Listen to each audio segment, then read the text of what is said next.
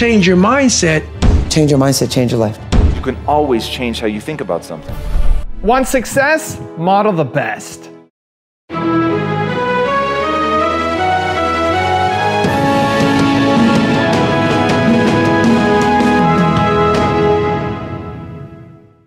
Today, let's learn one of the most common rules that successful people follow. Change your mindset. You get the opportunity to become a Navy SEAL, and then you end up going through BUD/S 3 times. It's like, yeah, Merry Christmas. Insane, I got lucky, man. Yeah, I was very fortunate to go through 3 times, and not in a sadistic way, in a life-changing, growing way. I found out so much about myself through going through that training 3 times, and I went through the hardest part of the training 3 times. You know, after the first, so first phase is the crucible, man, and that's where I was at for 3 times. I spent most of my time in BUD/S in first phase. In the hell week. In the hell weeks, and being in that grind. And in that grind, I got time to examine myself. I call it the live autopsy, and also examine other people. Because I was really good about putting people way above me. Because I wasn't shit. I was never nobody. So for me to be on the same stage as these great wannabe Navy SEALs and BUD/S training, like, my God, you guys are amazing. I actually got here with you all. Thank you so much for allowing me into play. But as I was there for so long, I got a really good chance to sit back, because now the cold water is just water now. It's no longer cold anymore. Your mind starts to change. They say get in the water. Most people think about it. For you, it became my life. So I started learning that if you start to change your mindset versus it being like, oh my God, this sucks, I became a professional BUD/S student. So I wasn't going to leave until I graduated. So I started realizing if this is my home, this is what I am, I had to always reset the bar. I had to reset my new norm. There always had to be a new norm. So one thing we don't do is we don't have a new norm. My new norm is you get up every morning at 4 o'clock and you suffer. This is your new norm. That became my new life. Most people want to get out of it. I said, no, this is your new life. This is who you are. Your new norm is you wake up and you suffer.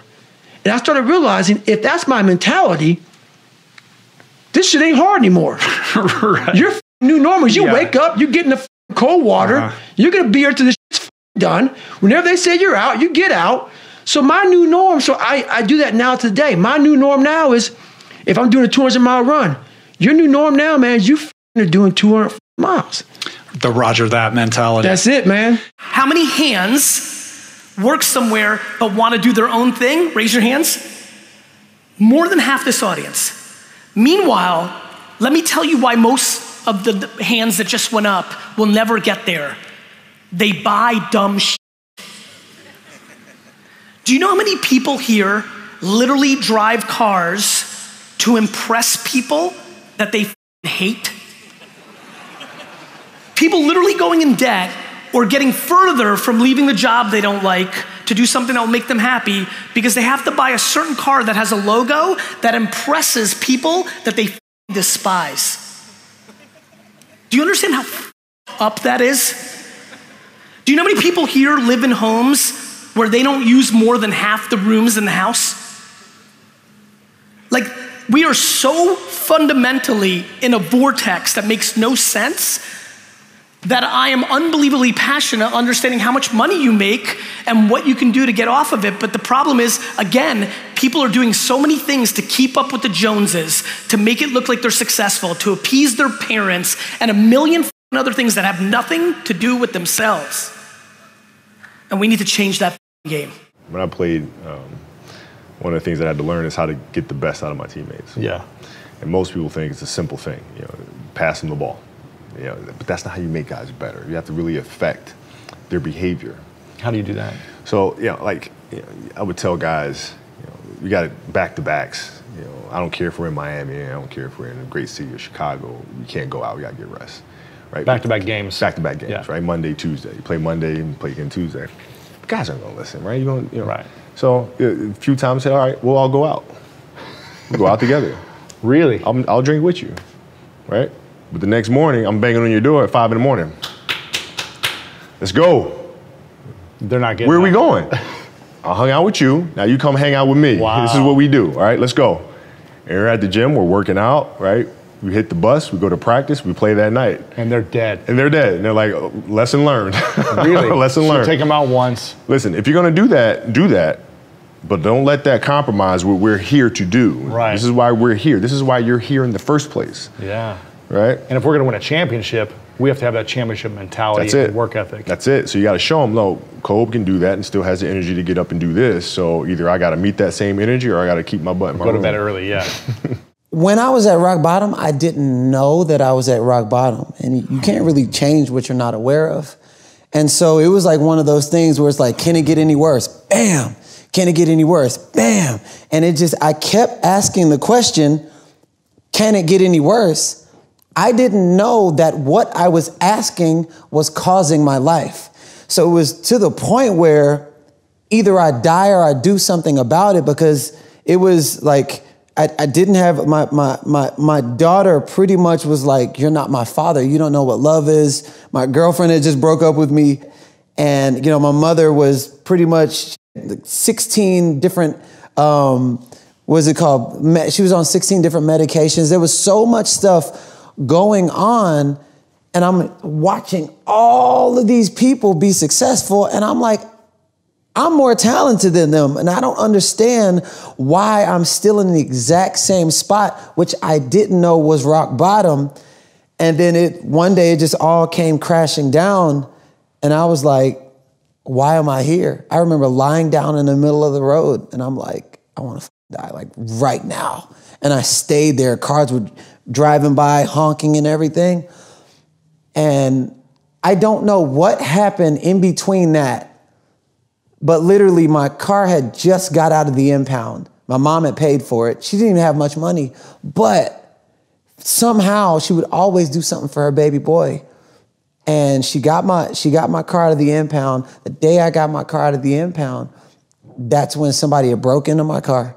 And it was like, can it get any worse? And that night on La Brea, on the corner of La Brea and Hollywood, I'm at there's this little shopping center, and my car was parked, my window was busted out to the right, and literally it was raining. It was 3:43 in the morning, August 2011, and I yelled out, eyes bloodshot red, and I still didn't know that this was rock bottom, but I've always focused on what I don't want.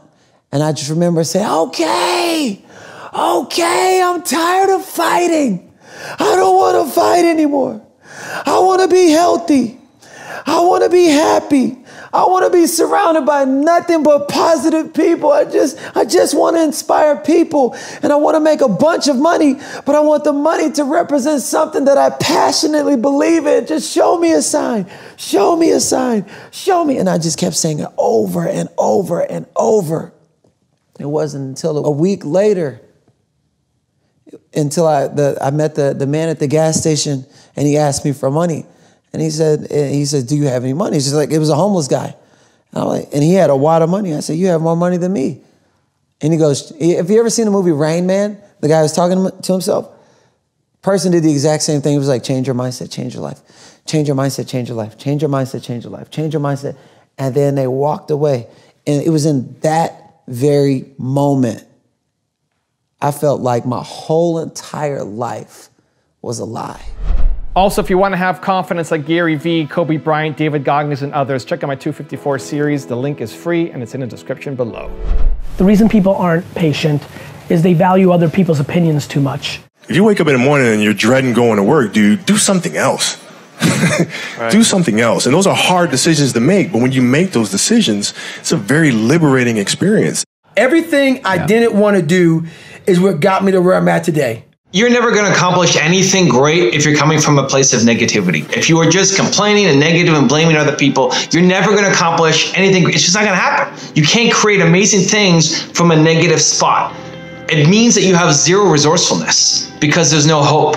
And so you need to flip it. Now I'm going to give you a wild mind trick that I use that maybe is a little too weird duck for you, but I want to test it on you because if one of you picks it up, it'll dramatically change your life. It's my philosophy of changing negative situations and doing a quick mind trick in my head to say it's the best. So whenever I'm hit with a negative situation, something that is beyond my control, something that I can't do anything about, I will complain, I will be unhappy, I will be negative for 8 to 24 seconds. And then I'll tell myself, it's the best. That this is the best thing that happened to me. And then I'll figure out why it's the best. So as an example, I'm on an airplane. I'm coming from Vancouver to LA. I'm speaking at an event in LA. I'm on a flight. It's a 5-hour flight. I get on, there's this really smelly dude next to me. Really smelly guy. He probably hadn't been on, in a shower in a couple days, probably had multiple transfers and stopovers, and I have empathy. I'm not pissed at him, I'm pissed at the situation, right? I'm sure he's normally a nice smelling guy and takes care of himself, but in this situation, he was super smelly and I had to deal with it. So what am I gonna do? I got a 5-hour flight. What are my options? I can not go. I could miss my flight and then not do my presentation. I could sit on the airplane and be upset for the next 5 hours and then be upset for the rest of the day and allow this minor situation to own me and to be better than me and ruin my entire day. Or I could say, this is the best. And that's what I did. For around 8 to 24 seconds, I'm sitting there trying to figure out my options. What options do I have? How can I fix this? There's no options. I'm screwed. And then I'm upset. I'm upset. This sucks. Come on, really? This is what I have to deal with for the next 5 hours? And then this is the best. And what do? Yep. Breathe it in. Breathe it in. Give it to me. Because this is making me stronger. This is the best. This is actually the best. Why? Because it's my chance to show myself what I'm made of. That this smelly dude is not going to own me. That I am stronger than a little bit of smell on an airplane. And that the next time I get faced with a similar situation, I'm able to handle it. It's easy. It rubs off me. I think that's how you actually build self-confidence. That's how you actually build self-esteem. Because when it's easy, it's easy. Winning a race against 3-year-olds is easy. Doesn't mean anything. You're not going to clap that up. Yay, I beat a bunch of 3-year-olds. But when it's hard and you try, that's when you actually build self-esteem. And so flip it. Flip it in your mind. Flip it. This is the best. Whatever negative situation is in front of you right now, tell yourself it's the best. Literally, the first time I wrote this whole article, it was my first blog article, and it was all about how if I were hit by a drunk driver, I would take ownership of that. I would say that is my fault. And people were pissed. And I was so shocked. I literally thought, I want to pull people from the matrix. What's the one gift that I could give people that will change their life forever? And I wrote this whole thing, and I was like talking about oh man, you're in this spot and it ends up being a kill box and there's cars on either side of you and a car in front of you and your horn dies and you can't even start your car and move. You look in the rearview mirror and this drunk driver's plowing down, they smash into you and it's all your fault. And thank God, because now you remember that you're in control. But people thought I was victim shaming. People were outraged that I would say that that was anyone's fault but the drunk driver.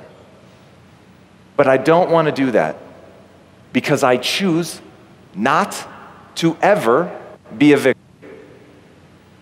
I cannot choose whether I'm victimized, but I have the ability to say I will never be a victim because there's always something you can do differently. There is always something you can do differently. And once you understand that you can always make a different choice and get a different reaction, and that's the power in your life, that's the power that you have, is no matter what's going on, you can choose to think differently, believe differently, see differently. All of those things are a choice. Read Man's Search for Meaning by Viktor Frankl. Lost his whole family to the Holocaust, was in, I think, 5 different concentration camps. And he said the thing that people die of in a concentration camp is the loss of a why. And Nietzsche said if you have a why, you can survive almost any how. Because you can always change how you think about something. And when you change how you think about it, it's what we've been talking about all day. When you change how you think about it, you actually change the event. Number 7. Poor people, they have lottery mentality, and rich people, we have action mentality. You see, most people, they believe the only way to get rich is buying that lottery ticket. Even though they know that the chance of winning is slim to none, but they buy that fantasy. Hopefully, if I win, I'm gonna buy that house. I'm gonna quit that job. I'm gonna take that vacation. No, rich people have an action mentality. We believe if it's going to be, it is up to me. I'm gonna make it happen. I'm gonna make myself successful. On the pitch, what would you say has been your greatest achievement so far? On and off the pitch, actually. Inside the pitch? Yeah. Inside the pitch is always, the most important is to win trophies. Because we work 10, 11 months. If you don't win nothing, it's empty, you know?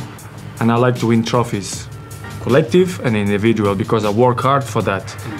Outside the pitch, it's to have the family that I have and the friends that I have, and try to be the most happy person in the world. People keep asking me, dude, how do you keep your freaking mojo going? Like, it's like you got more energy. I said, well, it's having a beautiful wife. Thank you, handsome. Women. Let's just call a spade a spade. Women are the super motivators of the universe. This is my muse right here. Oh, God, I love you. In addition to the muse, though, okay. It's a new me this year, folks. Really? In addition to the muse, you guys got to have a pull. You need to have a pull. You're like, man, how do you guys stay so motivated? It's the pull. It's not the push. Me and Tim Grover were talking about this. Jordan wins a ring and he's like, okay, now what? Everybody else is out, drinking champagne. But the true champions are like, what's the next thing? What's the next move? What do we do next? Like they need the next thing to keep them going. But when am I ever going to be satisfied? You need a pull. You're never going to be satisfied. And if you are, by the way, if you are satisfied, you quit. Mm-hmm. You put your sword down and quit fighting, playing the game. It makes me more hungry. Yeah. Every miracle in the Bible has one thing in common, just one thing in common. Trust me on this, I've studied it. The only thing in common, every miracle in the Bible begins with a problem. You never see a miracle in the Bible without a problem first. There's a problem and then a miracle.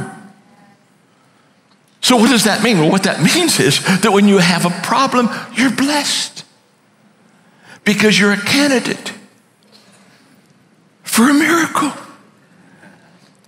You see, the only person that has a problem is the person that doesn't have a problem.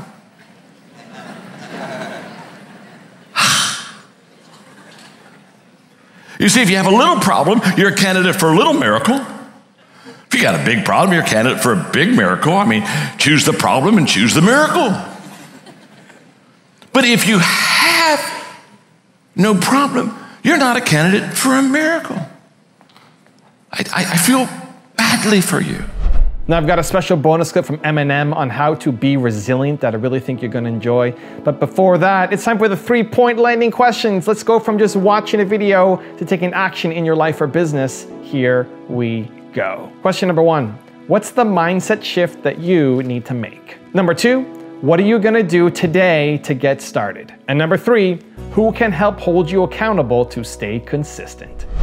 But Detroit's close to your heart, isn't it, in every single way? And yet it's a city in America that's going through one of the toughest times. And that must be kind of hard too, man, The place where you grew up is, it's in a bad place. It's in a bad way. Absolutely. But I think that it's kind of, the Detroit mentality to we're kind of the underdog. I feel like we've always been the underdog, and that's kind of how, I've always taken that, kept that with me. You know what I'm saying? That I want to say fighting spirit that Detroit has. Because Detroit, is so resilient. Like I feel like our like people there, we have this, kind of Detroit versus everybody mentality. Because I feel like people, the way that people look at us, they always count us out. You know what I'm saying? So I know that attitude is displayed a lot in my music, but I think that that's where it comes from, is just from, just feeling like we're being counted out. If you want to learn how to keep improving yourself, check out the video there right next to me. I think you'll enjoy it. Continue to believe, and I'll see you there. Constant, never-ending improvement. Improve yourself. You can learn anything.